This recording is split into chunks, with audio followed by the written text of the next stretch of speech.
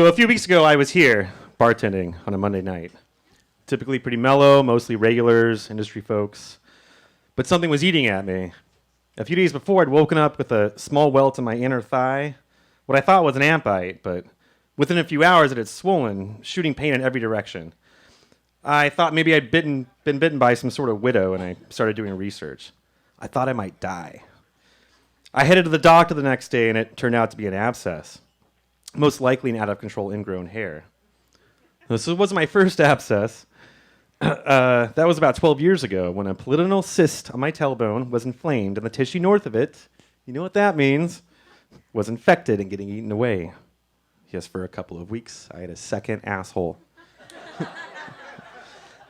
I finally made it to the doctor, who numbed my ass up, literally, and dug into the dead flesh, cutting it out. It was the worst pain I've ever felt. This time wasn't so bad, though. A shot in the ass, instructions to bandage it, and let it wait to burst on its own. Yes, it's disgusting. So here I am, on this particular Monday night, this thing on my leg nagging me, hoping it doesn't burst while I'm working, when I remember that something else was under my skin.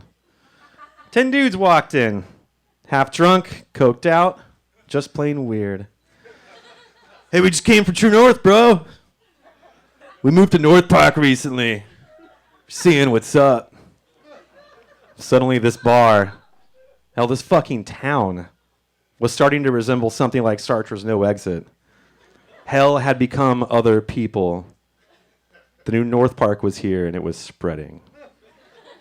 See, I moved here in '98 after spending my middle and high school years overseas on a military base in Japan, largely removed from Western culture, devouring magazines, and this was like pre-huge internet, and soaking up movies and weird music and the like.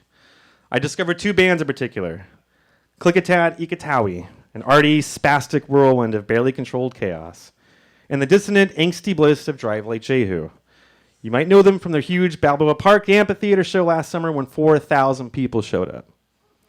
They both happen to be from San Diego, so when my college days drew near, I looked forward to moving here to town with my family, hoping to finally find something I could be a part of. And mostly I did. The time of those two bands and their scenes here in town that were booming in the mid-'90s only to implode. My buddy Bill even directed a documentary about this. It's been playing around the world recently. That time had passed. But in its wake, there was plenty to find. The Che Cafe up at UCSD showcased all of my favorite weird little bands from around the country, and before Petco Park, when downtown was still cheap and hadn't yet been gentrified, there were warehouse shows galore. It was like Shredder's Lair from the first Ninja Turtles movie, with all the best weirdo punk bands and artists around and hundreds of kids like me to enjoy them. And it was fucking paradise. So in the early 2000s, a number of galleries and the like opened up down there, all hosting art and bands and late-night parties, and there was a real community for this sort of stuff. My friends and I, outsiders in a city otherwise overrun with the military and the beach culture, we had a place. But over and over again, the city would shut these galleries and boutiques down for whatever reasons they could find. I mean, who needs the arts when you've got sports, right? We've got to build a new ballpark and overpriced condos and sports bars every 40 yards. And if people are going to party, we're going to make sure we profit from it. But you know what? That was totally fine because we had North Park and South Park and Golden Hill. We had cheap rent. We had houses that bands and artists and writers lived in and parties that brought these people together. We had a fucking collective. People were doing shit. The working creative class had a presence. And for a young guy like me trying to find his place, it was inspiring. Sure, every so often, this guy would show up from the beach, a little lost, kind of wondering what the hell these weird kids were doing. But that guy never stayed that long, so it was fine. The beach bro mentality was something we were mostly able to avoid because anyone who didn't live in central San Diego knew it for what it was. Too weird, too grimy, too artsy-fartsy. It was our playground, and no one was going to fuck with it. So when I ended up moving here to South Park in early 2002, just up around the corner from here, 31st and Hawthorne, the apartment my roommate and I had was tiny, but it was cheap. I was 21. I was excited that suddenly I was living down the street from artists and musicians that I looked up to. This bar had just opened up, and us weird artsy-fartsy types, we had a place to call our second home. Up the street in North Park, 30th and University was the real hub for the creative culture. Believe it or not. Scolari's office. So Scolari's office served as my introduction to it all when friends started sneaking me in the back door before I was 21 to check out shows.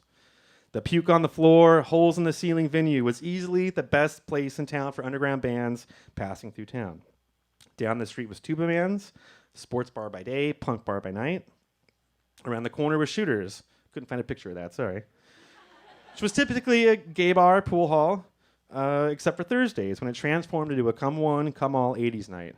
300 to 400 kids showing up to dance, everyone and every band you loved under one roof. There were house parties with art and bands almost every weekend. There was a sense that people were doing all of this because they cared.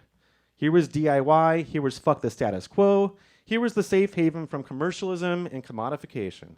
Nobody here could tell us we weren't pretty enough or successful enough. We knew we were ostracized, but that was the point.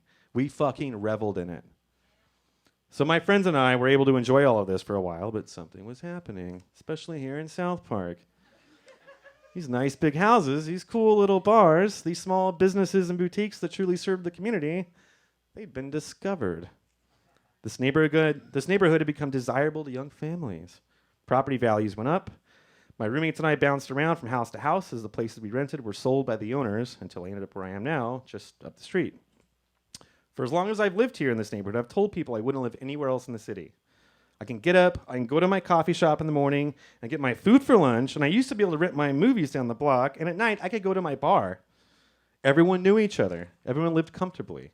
Everyone was supporting and or creating. This was not just a neighborhood. This was a community. But rents kept going up. And it was becoming more difficult for the artist types to afford living here. My friends were at a loss, but they were fine. They moved to Golden Hill or North Park. I mean, not to worry. Nothing's ever going to touch North Park. Oh, fuck! There's a new sports bar, and they're literally busing people in from the beach. God fucking damn it. And this shift started to happen in short order. Don't get me wrong. I'm not some sort of alienated Travis Bickle or a xenophobe who doesn't want anyone who isn't my kind moving in. I know full well the appeal of this city and this neighborhood. Cheap food, good weather, things to do, mostly easy living, everything is close. There's a sense of individualism in the houses and businesses. And for a while, there was enough room for everybody. But then there wasn't. Not when there was money to be made when North Park started cleaning up. When the Pink Elephant, which you know now as Bar Pink, was opened by local legend John Reese of Drive Like Jehu, Rocket from the Crypt. Maybe you saw them on MTV Spring Break back in '96.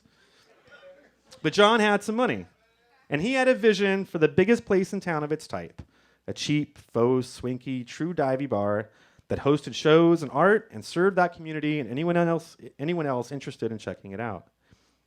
But then, Tutors down, Shooters closed.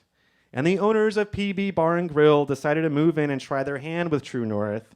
And that dude from Revenge of the Nerds showed back up with his friends, and they fucked everything up.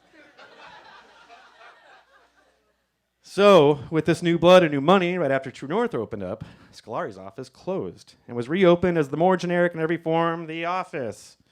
Tuba Man's closed and reopened as the U31. And they all felt exactly the same. Every establishment began catering to the assholes from downtown, and the new influx of whatever these so-called hipsters are, and more breweries kept opening up, and eventually it landed North Park on Forbes' list of the top hipster cities in America. Bar Pink's dream of existing as an outlet for the misfits and the weirdos in the city?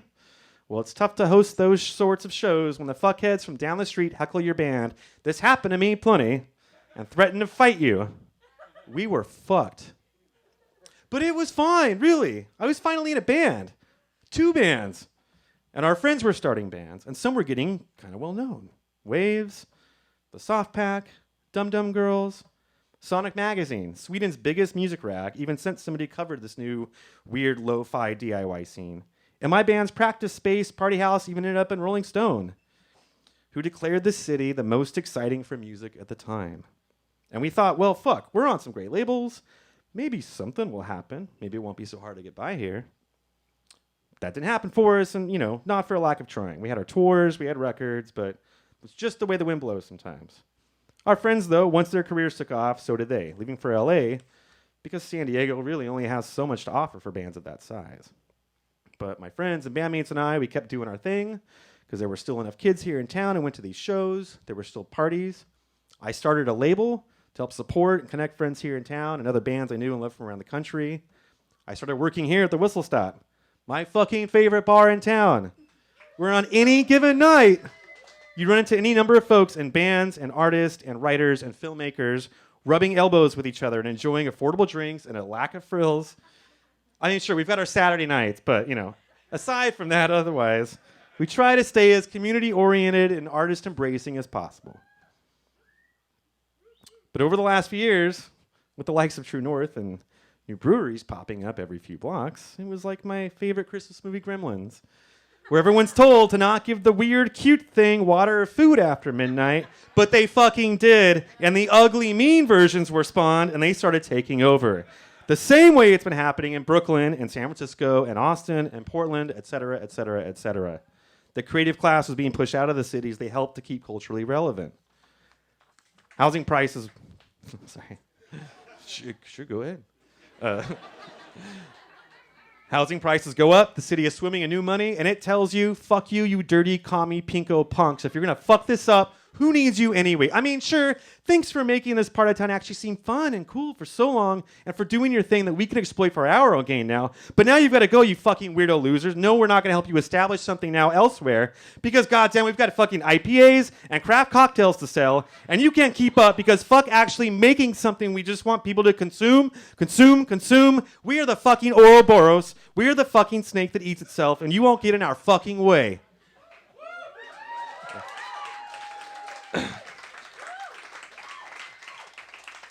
So the new North Park, we call it here at the bar, home of the entitled douchebag, who suddenly showed up in this city, and those others that I mentioned, because they want to live in a hip neighborhood. These Christopher Columbus fucks who like to think they've discovered something, but really they're just wiping the people out who already settled the place. And don't get me wrong, my name is Craig. I like to party, but holy shit. At this point, the city is one endless party. The Greek vomitoriums, Midas, the plays, and the music and all that stuff. Folks have lost all peripheral vision. At this point, I'm afraid to even drive down the street because everyone blows through every goddamn stop sign around here because nobody bothers to look out for each other anymore. So when you're in a band like I was, and the folks who used to give a shit about the things they liked that were different but now get heckled by these new assholes who feel the need to try and dominate everything, when the nerds and the geeks and the fringe, i.e. the arts community, feel at odds with the city and they leave, you stop playing music. You stop expecting people to show up when you book shows for great touring bands. You resign to the sense of a feeding community stamped out in the face of competition. And so now the gentrification and Starbucksification of the city has taken hold almost completely. There's a brewery on every block that looks like every other brewery down the street. And that community of artists who refuse to play things safe has gone into hiding or just left town because there's no place for them any longer. It comes down to a select few. This bar, VAMP, you guys giving your support, giving a shit. Like the kids I'm seeing trying to make house shows happen again, keeping that spirit alive in the face of that $15 cocktail infused with the blood of baby seals, and the hour-long conversation about the new IPA that just has a hint of burning rubber and irony, and the faux rustic building, and the mixologist with the stupid haircut who tells you, this is all you'll ever need. And I think we can all agree that no, it is fucking not. So maybe like that abscess in my leg, it'll finally burst. It'll be gross, but it'll heal that infection out of our systems. Until then, though, it's not just fuck the hipsters and the beach bros. It's fuck the Philistines who throw dirt on the artistic fire of a city, who think they've got it all because they've got a little box that tells them so. Because corporate consumers' culture doesn't get to tell you what you want unless they've co-opted and homogenized everything. It's like how Ray Bradbury put it in Fahrenheit 451 is, put it out by my lovely girlfriend. You can cram them full of non-combustible data, chock so damn full of facts they feel stuffed, but absolutely brilliant with information. Then they'll feel they're thinking. They'll get a sense of motion without moving. Don't give them any slippery stuff like philosophy or sociology to tie things up. That way lies melancholy. So bring on your clubs and parties, your acrobats and musicians, your daredevils, jet cars, motorcycle helicopters, your sex and heroin, more of everything to do with automatic reflex.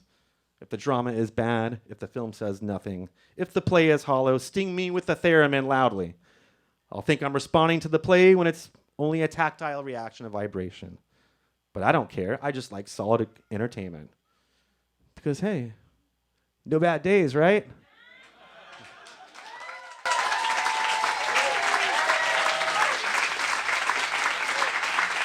Craig Oliver, everyone.